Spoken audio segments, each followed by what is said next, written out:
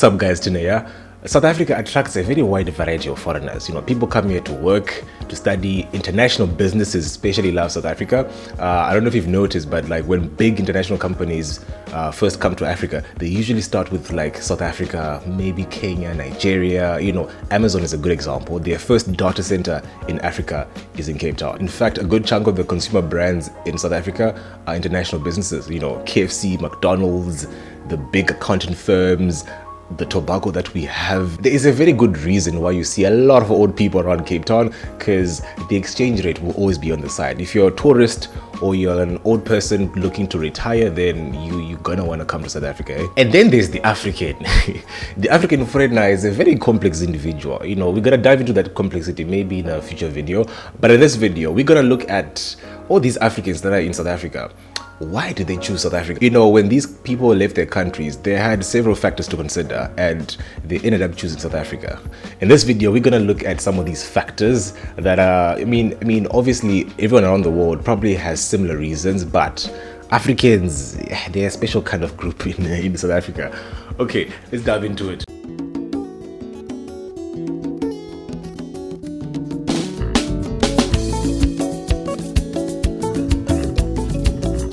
A stable political climate. Take a look at this video here of Jacob Zuma and Malema in parliament.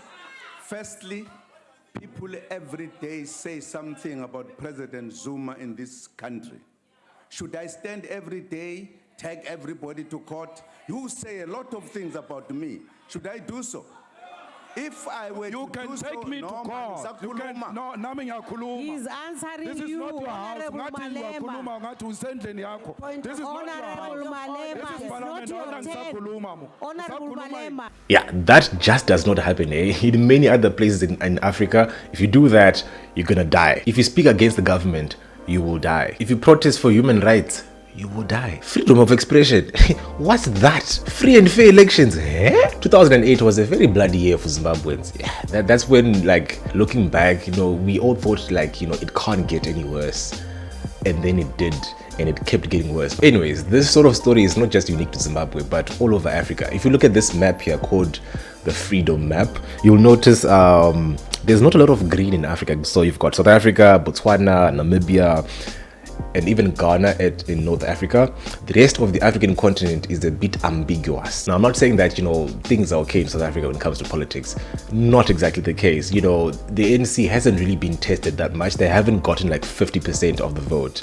I wonder what's going to happen like when their rule really gets threatened, because when people in power get threatened, they retaliate. Anyways, the problem with political instability is that it leads to many other problems. You've got violence, you've got war, and all that leads to like a horrible economy. Like, it's basically just the catalyst for a lot of problems in the African continent. And while people leave and they look for greener pastures, and South Africa is one of those greener pastures.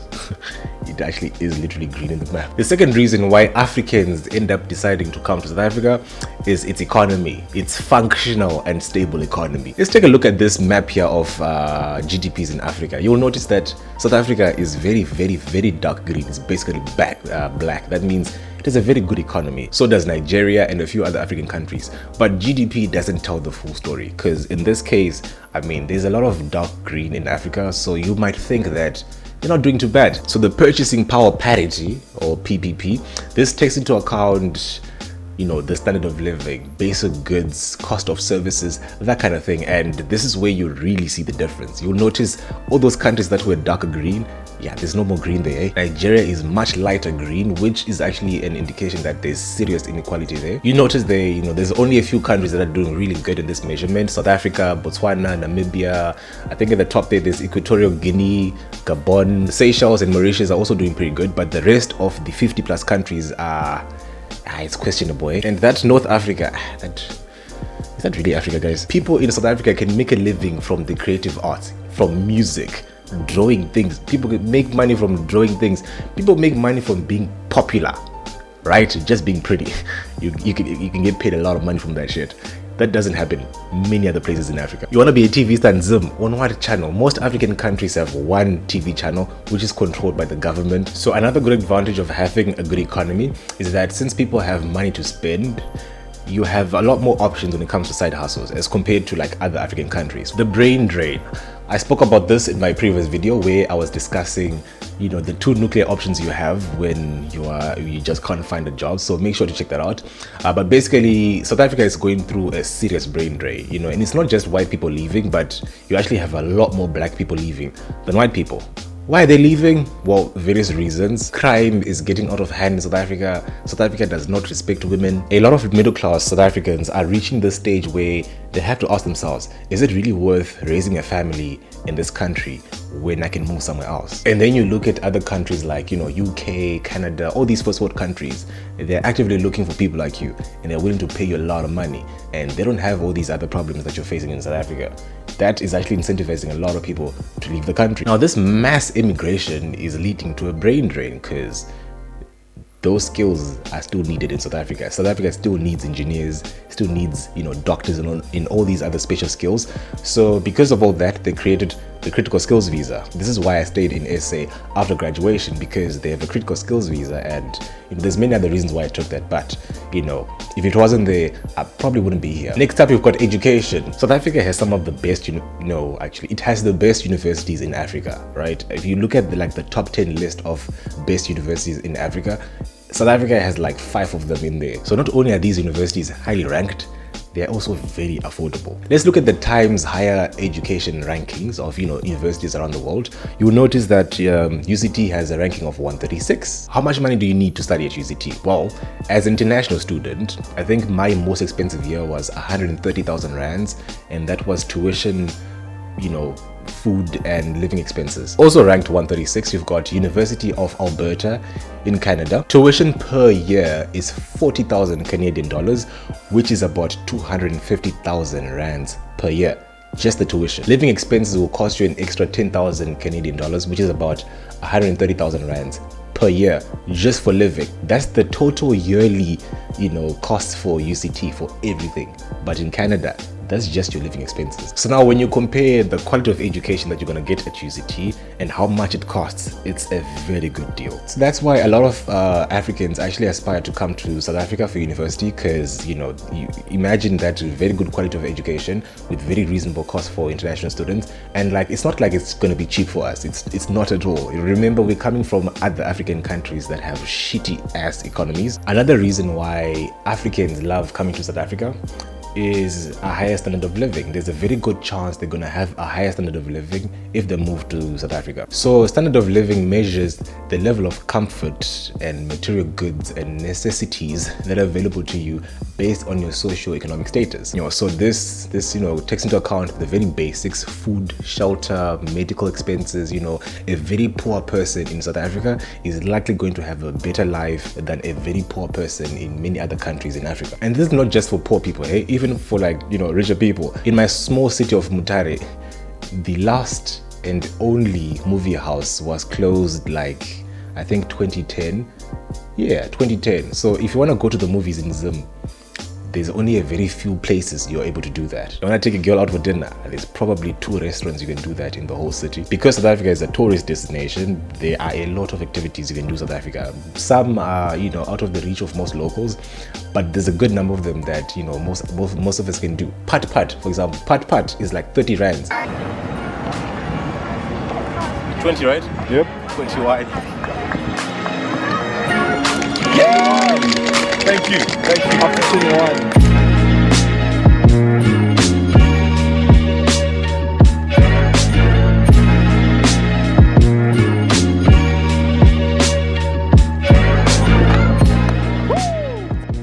The next reason why people choose South Africa when they're immigrating is it's a safe space.